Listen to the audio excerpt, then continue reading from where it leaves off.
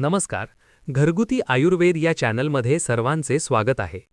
ही 1 चमचाभर साल रात्री 1 ग्लास पाण्यामध्ये भिजत घाला आणि सकाळी उपाशी पोटी हे पाणी प्या.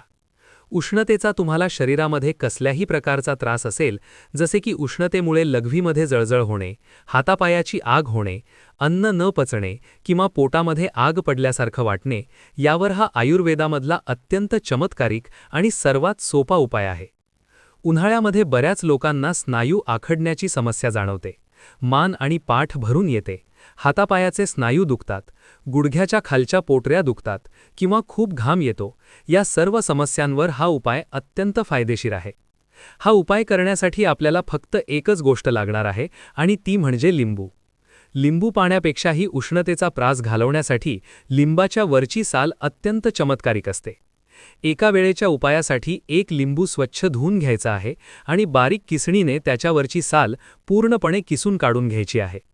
त्यानंतर एका काचेच्या किंवा मातीच्या ग्लासामध्ये, धातूचा ग्लास शक्यतो वापरू नये, पाणी घेऊन त्यात ही किसलेली साल भिजत घालायची आहे. हे मिश्रण चांगल्या रीतीने हलवून त्यावर झाकण ठेवून रात्रभर तसंच राहू द्यायचं आहे. सकाळी उपाशी पोटी हे मिश्रण गाळून प्यायचं आहे. याची चव थोडीशी कडवट आणि आंबट लागते, परंतु उष्णतेचा त्रास घालवण्यासाठी हे मिश्रण अत्यंत परिणामकारक आहे.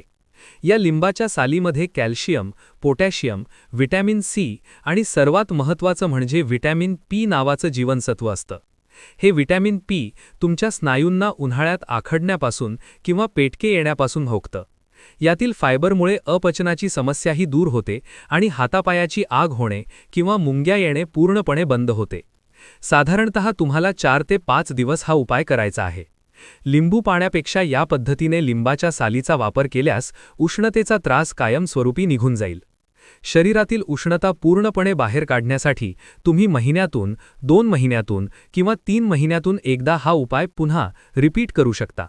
हा साधा आणि सोपा उपाय तुम्ही अवश्य करून बघा आणि ज्यांना आवश्यकता आहे त्यांच्यापर्यंत हा उपाय शेअर करा.